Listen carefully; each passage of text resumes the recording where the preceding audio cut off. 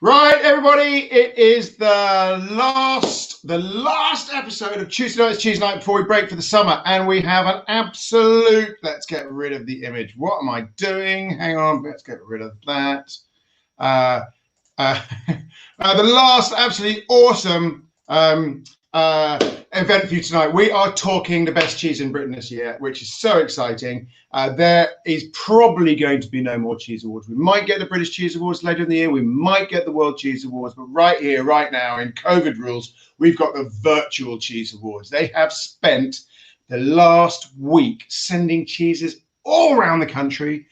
All sorts of different judges who are holed up in their back bedrooms. No doubt their husbands and wives have been absolutely loving the fact they've been invaded by 45 cheeses, which they've got to taste. And we have the results, which is absolutely fantastic. Now, I'm not going to tell you which one you want if you don't know already. This is that look away now moment, because we've got them on in about 10 minutes. We have the winners who are going to be super excited. They know it already, so it's like not a surprise. They found out on Saturday, and we'll show you the cheese and we're going to taste it. So, before we do that, it's time to meet Sarah DeWitt, who has been the mastermind and the energy behind the Virtual Cheese Awards, along with Nigel Pooley, and we are going to get her now. So, Sarah, are you there? Come on in. I am here. Hello, Charlie. Thank you very much. How are you? Thank you very much for inviting us. Yeah, we're very good, thank you. I mean, have you had any sleep this last week? Have you sworn a lot of... Very, very little. So we were all working our day jobs and then coming home in the afternoon to work on the Virtual Cheese Awards. So yeah, we've had late nights and early mornings and lots of exciting time though. So it's been really, really exciting and enjoyable to arrange. Who your team are? So the team are my partner in crime, Nigel Pooley, Vicky Rogerson, Jeremy Bowen. Just in case, I know Nigel is very, very famous, but you've got to say what he does and what everyone does so that we know who they people are. So Nigel Pooley is a very esteemed cheese grader who's worked in the cheese industry for, my goodness, way over 50 years. He has graded at many dairies around the country, and currently he is still working at the age of 74 at Wyke Farm. He's worked at Wyke Farm, I believe, for about 18 years now, and he is still grading cheese 3 days a week. So he is, yeah, so very esteemed. You don't get much more trained up than his palate, then? He is an absolute passion, totally passionate about cheese beyond all belief. Yeah, absolutely. And who else have you got? So we have Vicky Rogerson. Vicky Rogerson is our PR person, and she has her own company, North PR. She is ex-Asda, and I know Vicky from those times too. Then we also have Jeremy Bowen, who has been absolute he was Wakefield man and boy, wasn't he? And now he's got his own consultancy business. So Jeremy runs JB Solutions and has been fantastic in terms of helping get sponsorship, small cheese suppliers entering, and just a lot of energy behind the whole event. So yeah, thank you very much, Jeremy. And then we have Cara Bowen. Cara used to work at Fine Foods, and she has been brilliant in terms of pulling together our People's Choice Box, which was pulled together from donated cheese via Butler's Farmhouse Cheeses, crackers from Peter's Yard, and black butter from the Irish Black Butter Company. So Peter's Yard crackers, yes. Oh, we like that. And so that's the top team. But under that, you must have dozens and dozens of judges, I'm guessing. So, and I must also do a huge shout out. So, Nigel was extremely instrumental in terms of organising all of the samples. So, if you can imagine, we had 300 entries. They had to be then separated out into different cheese judging boxes. The boxes had to be then sent out to individual judges, not just for round one, but for round two, and then 3 on the same day. So, there's a whole team at Wyke Farm, which was very, very kindly given to us by the Wyke Farm team. So behind that, there was also lots of support from someone called Kerry Love, who was also chasing sponsorship, chasing entries. So there is a core team, and then the whole team goes far wider than you can believe. Everyone has been so generous. So the judging team, we had a core team of 14, and they have also put a lot of time and effort. And as you can watch from the videos, it was extremely intense judging live, and everyone could hear. So amazing work done by our judging team as well. So yeah, sponsors, amazing. The awards is a non-profit event, and we totally relied on our very generous sponsors coming to us at the beginning of our quest to launch this event. So thank you for all our sponsors. Yeah, we need to thank sponsors. This is not like wine where there's money sloshing all over the place, is it? This is no, it's a wing, a prayer, and a shoestring. That's the we have literally been running on shoestring, and as I said, the event is a non-profit event. And when I have worked out all of the monies in our PayPal and bank account, then anything left over will be donated to the Specialist Cheesemakers Association as a bursary, and to the Royal Agricultural Benevolent Institution. So whatever we have left, it will be given to the Specialist Cheesemakers. So yeah. Well, I sincerely hope that it is a big pile that will further optimism there. Right, pop quiz. How many entries did you have? How many cheese entries? 300 entries. Jeremy, how many awards? We had 31 classes, 7 categories, and then obviously one best of British cheese. Where can you find those award winners? The award winners are on our website, www.virtualcheeseawards.com. Brilliant. And I understand that everything's British this year. The event was set up to celebrate the best of Great British cheese. Is that something you're going to stay on? Are you going to, are you going to do it next year? Do you know? I really watch this space, Charlie. We'll see. Yeah, well, it's about a good night's sleep. All right, now you've got for us Ruth from Paxton's to one of our judges. So we're going to bring on. She's going to tell us a bit of her story. So what it means to be a judge when you're sitting in your spare room. So come on in, Ruth. Hello. Hi there. How are you doing, Ruth? I'm really well, thanks, Charlie. How are you? I'm extremely well. So you are working, I'm guessing, for Paxton's. Are you working from home or are you back in the cellar? I am working from home, working from my sitting room, which is also my dining room, spare room. It's a small flat. And as of Tuesday and Saturday last week, it was also a complete spread of cheeses. It was a small, smelly flat, yeah. Yeah, well, aren't they all? I think after lockdown, everything's a small, smelly flat, even if you're in a big house. So we talked with Tanny Gill last week. It must be quite a challenge. You had what, 40, 45 cheeses come onto your desk on Tuesday morning?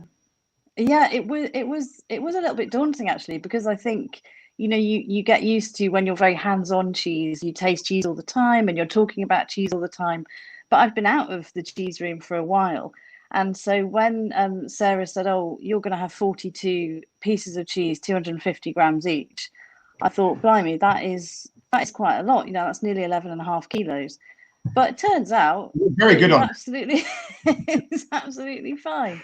And yeah, you kind of, I think once a cheesemonger, always a cheesemonger, I found that very quickly, you sort of get your eye back in, and it's you find that vocabulary again to talk about it and describe it. And actually it was a bit like riding a bike, so that's good. So well, yeah, it's not that long, 3 or 4 months. I haven't had a cheese shop for 2 years, and I still think I'm a genius. So So I saw you doing, in fact, judging the cheese we're about to talk about on Saturday live on the webinar. You and Emma.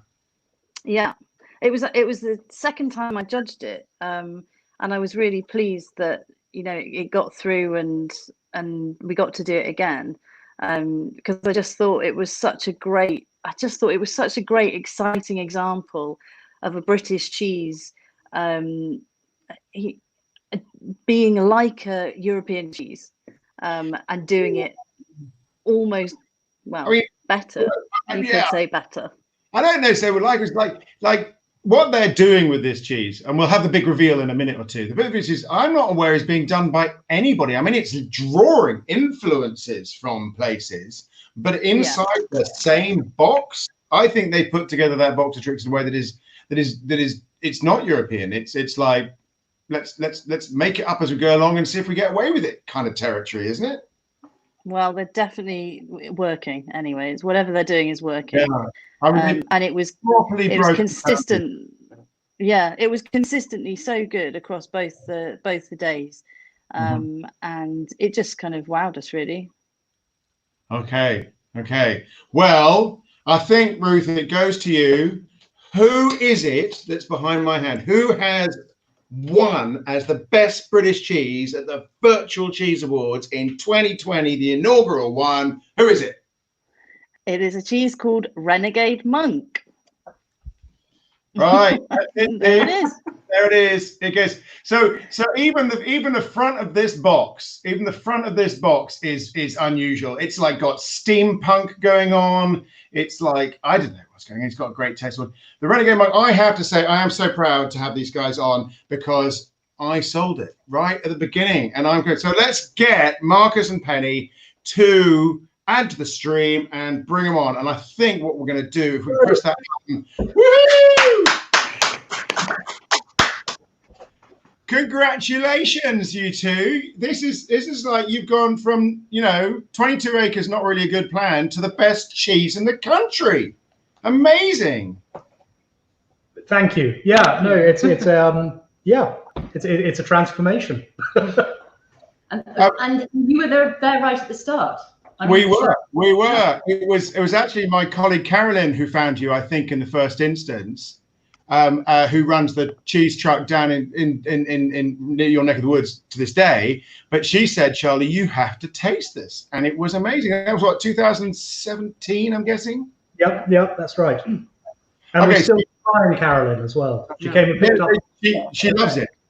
She loves it. And lockdown, she's with Truckle Truck, she's been delivering around to lots of people. So yeah, it's great.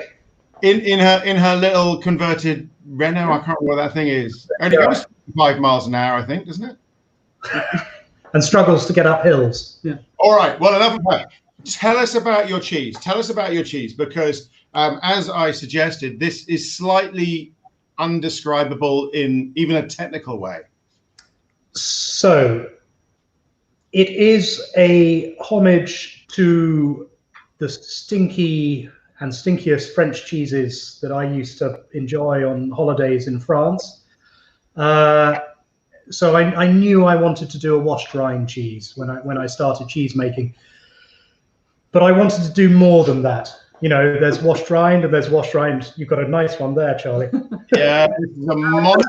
That's curious for you. Yeah. I don't know if anybody so it's like, okay, let's see what we can do. Let's wash it in something. Should we wash it in brine? No, let's wash it in beer. Let's wash it in ale. Has it just fallen off? I just knocked everything to the people's yard. But it is collapsing. And I have to say, I love this cheese. And when it came in this morning, I thought, I'm just going to leave it out for 6 hours. My health and safety inspector would kill me, but I don't have to care anymore. I'm a private citizen again. So, oh, look at that. You are a private individual. And then we threw blue into it. So not content with just washing it in ale, we just thought, what happens if we chuck some culture there as well? This is the bit where I consider you to have broken the boundaries, right? Washed rind and blue. I'm sure if there's anybody out there listening today and they know of a washed rind blue cheese, tell me, because I've never heard of this. I didn't really know what I was doing when I started. So it was like, let's see what happens. And we like the results. We do have to keep reminding people that actually, because there were a couple of moments in actually the awards, which Sarah and Ruth will kind of corroborate, is there a couple of moments, and what's brilliant about these virtual cheese awards is they're totally transparent. So you can see the judges commenting on your cheese. And there was one lovely judge who I think came round to it who said, oh, there's a bit of mold in here. And somebody else said, oh, that's not good. And we were like, it's blue, it's fine. It's meant to be there. It's blue. It does say a soft blue organic cow's cheese, drunkenly washed in ale. I mean, I think you could argue that it's just a drunk cheese. I mean, it's all over the place. It can't even walk straight. You certainly got a wobbly one there. Yeah. So tell the people out there what do you want from a cheese? What flavors do you want it to provide? I want everything. I want to be transported. When I eat a cheese, I want an initial flavor. Yeah, watch it go. I want it to hit you in the nose when you first eat it, and then I want the taste to sort of change as it moves around your palate, and then I want a really strong aftertaste. I want an aftertaste that lingers and also draws you back for more. I remember when we first sold this. I hope this is fair to say. You weren't as good as you are now. Is that a fair thing to say? You've learned.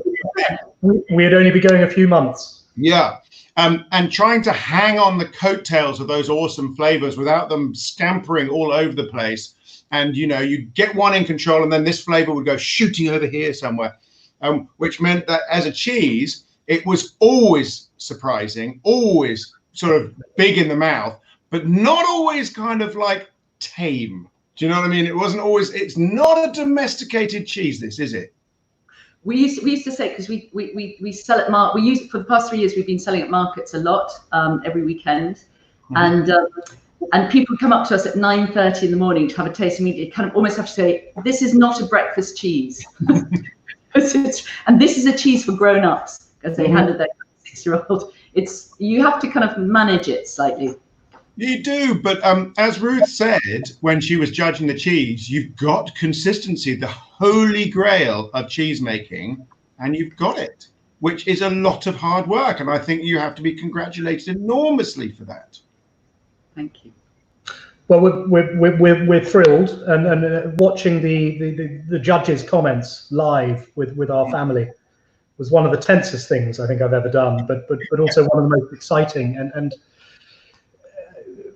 incredibly sort of honoring and flattering, and these judges were not holding back. Yeah, they were brutal, so we were lucky enough to be in 3 classes, and 2 of those we got knocked out of because they said, oh, this cheese is a little bit chalky in the center. Maybe if they presented it 2 days older, it would have been perfect. It's like, what are you going to do? We've got to send these things in. They were unflinching judges, but the fact that you could see them making their comments and they're clearly knowledgeable, it was wonderful. Yeah. Well, I know judges, Nigel and Sarah have done a very good job of pulling together. I mean, obviously, a lot of these people are probably quite unemployed at the moment, but nonetheless, it's fantastic that they brought together such competent people.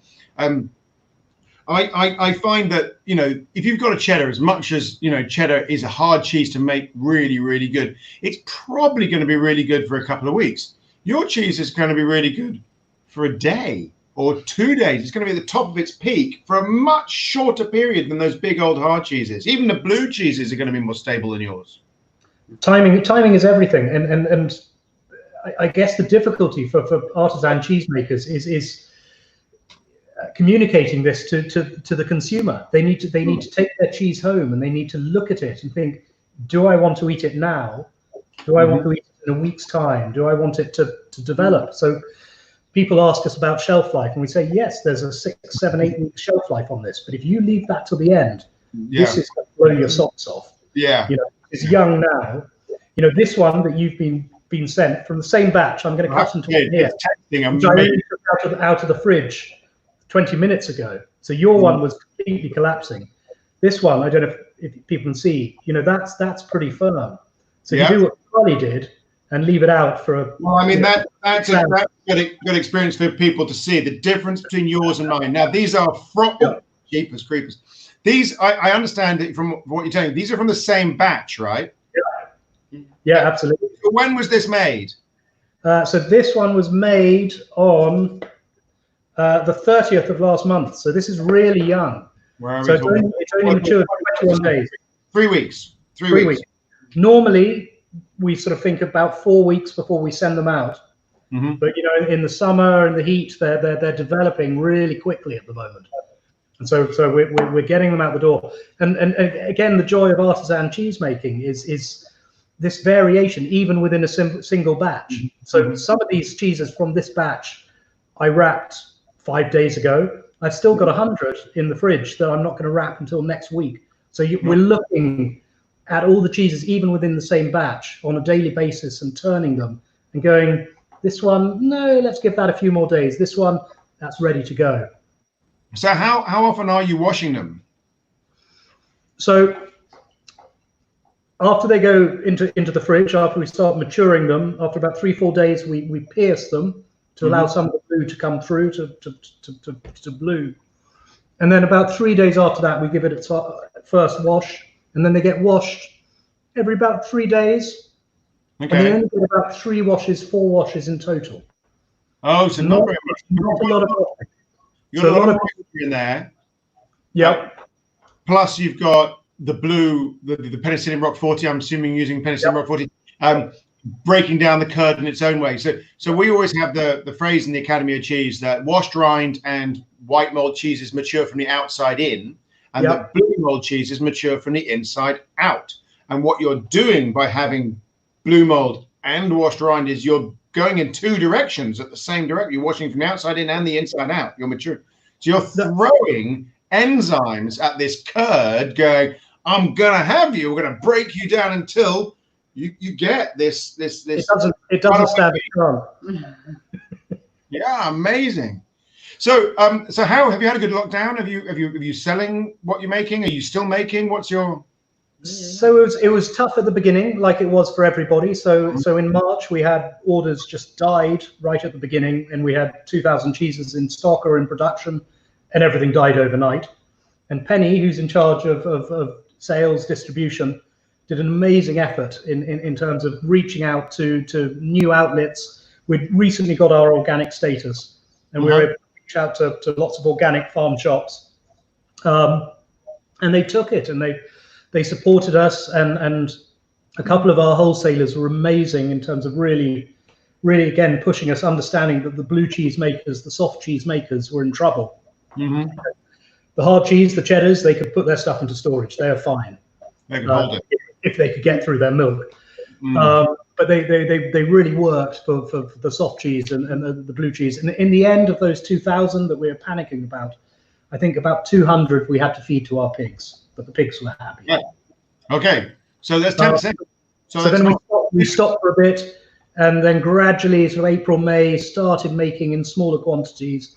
We had to reduce our prices. And we're now sort of beginning to get back to the same levels. But of course, the award, you get to charge double now. You are the winners. That would be evil. So let's bring Sarah back in. Hello. Marcus and Penny, you're gonna have to cuddle up a bit. We can see. Yes, here we are. That's perfect. Thank you very much. So Sarah, you must be really pleased to have such a photogenic winner. I am absolutely beside myself. I mean, such deserving winners, and we couldn't have made a better story. So these are the type of cheesemakers that we were thinking about when we first set up the Virtual Cheese Awards way back in. Well, the idea was in March, basically. So that is the kind of story that actually got us into action. So thank you very much, and amazing. I'm so excited for you. As I said today, really excited. It is a lovely story. So I'm gonna come out of the box. I am now officially a member of the Renegade Party. Sorry, you can see that I'm shaving. I've got a bit of a COVID cut there. But I've got to ask Penny, is there a Rebel Nun cheese? I'm seeing that you. Yeah. So I'm doing this because this is the sister cheese to Renegade Monk, and it's a kind of more blue version of Renegade Monk, which actually came about because we were storing the cheese in a different part of the maturing room, and it just came out and it developed, and so we're recreating it because it's actually been remarkably popular. So in the way of these things, it's you evolve brands. You kind of go, okay, this is the one that we're going to try and sell as a kind of sister cheese. So we'll send you some. But it's yeah, we've only made one cheese for 3 years, and so now we're doing this one, and we're just about to make our third one, La Fresca Margherita, which is a very fresh new cheese. It's totally different to the other two. The other two are so labor intensive, and this one is just really easy and lovely. You're making something. Oh God, not another one. It's difficult. Not another one, I did say I don't want to do any more. I don't want to pierce any more cheeses. I don't want to put any more cheeses. Well, Tim Jones, you know Tim up at Lincolnshire Boat Show, tells a story that he lost a pallet of his cheese in his warehouse. I don't know if he's ever told you that story. So I don't know how big a pallet was, but they're all on kind of runners, and they have a big cheese room, and they lost a pallet for something like 2 years. It sounds weird. So he'll come on and it's not true and all that kind of, he'll deny it to himself, but apparently he lost his pallet and he didn't know what to do it. So the story goes, right, that he took it to the farmer's market, he was a bit embarrassed about it, so he kept it on a shelf underneath the thing. And for all the people who came to his store said, oh, kind of got anything stronger, he would sort of reach under the counter. Big one. But a lot, and that gave him a new, he started doing it deliberately, started bringing on some of his older cheeses, going right through. And it's the case that when you're a small artisan guys like you don't see these mistakes as mistakes. You're going, what have we learned? What can we do? Who likes it? Where do we go next? Yeah, totally. It's a real lesson in actually kind of and it was the same with lockdown, actually. Every challenge is actually an opportunity, because it did mean that whereas everyone else, we did have to get on the phone, and as a result, we've now got 15, 20 new partners who are great and we love. So thank you to everyone who supported us. So are you? I mean, you've only got 22 acres, is that right? Yeah. That's not a lot of cows. How many cows you got? We don't have our own cows, so it's too small to be able to sustain a herd. So we buy in the milk from 2 local fantastic organic farms. And what we do with our land is we have sheep and we have pigs, which we use to consume all of the cheese whey and any mistakes that I make. But no cows. So everything is local. All the ingredients are local, but the cows are, half a mile over there, 5 miles over there. Mm-hmm. Oh, I used to live in Mapperton, just northwest of you, and I friends all around that area, and the Half Moon pub, which must be your closest. I'm getting. I got quite drunk in there in my youth. They had a giant Jenga game that got us into a lot of trouble. Yes. And so I know the area very well. It's a lovely place, quite flat, but it's a nice part of the world where you've decided to make your home. Yeah. And we're such rookie cheesemakers that we kind of decided we didn't want to scuff it up with kind of cows as well. Because if you're doing milking as well as the cheese making, you've got two new things that you have to learn.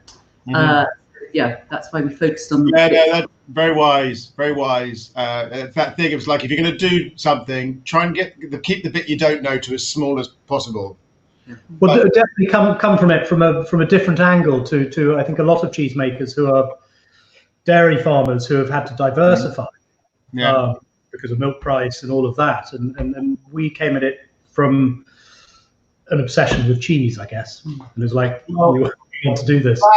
Is a great note on which perhaps to end, because it's the obsession of cheese that gets people like you to do cheeses like this, so people like Sarah can shout them to the rooftops, so that people like me can eat gorgeous cheese. So here's to obsession. And so I'm going to say thank you very, very much for coming on, and congratulations and well done, Sarah and Nigel and the rest of your team for. Well done. Thank you. Thank you very much. Absolute pleasure. Thank you. Well done, everybody, and thank you very much for coming on and tell us about your fantastic job you're doing. So I'm going to leave it with you guys. Have a good evening. Bye now. And that is the best cheese in the end. So I cannot tell you how unruly This is the most unruly cheese I think I've ever had. Certainly I've ever had on Tuesday night's cheese night. There are no doubt amazing people all around the world right now making fantastic cheeses, and I think they should look to Marcus and Penny and going, if they can do it, you can do it. So if you out there are thinking about making cheese, in just 3 years, they've gone from startup to the best cheese in the country, according to the Virtual Cheese Awards. And again, thank you to the Virtual Cheese Awards for bringing attention to these small producers. And let's hope they have a big pile of money ready at the end to hand on as a bursary so other people can learn how to make cheese. So that's it from me. That's the Tuesday night's cheese night. A reminder that the Academy of Cheese is all about learning about cheese. It's got lots of courses online. I have my next course with learning on my webinar is on the 2nd of September. So please come and book with me. I obviously like that, but there are lots of other good training providers, and the training providers are beginning to start booking courses into the winter, which is really, really good news. What else have I got to say? Only that we're now going to take a break for a few weeks. Our next Tuesday night's cheese night is going to be the 1st of September, the beginning of autumn. Can you believe it? It's all happened so fast this year in such an unpredictable way. So I'm going to send huge cheese love out to you out there. It's been Charlie Turnbull. It's been great enjoying these last 16 or 17 episodes, and I hope you'll come back and find me in the autumn when we'll talk about cheese all over again. So bye, lots of love. See you in the autumn.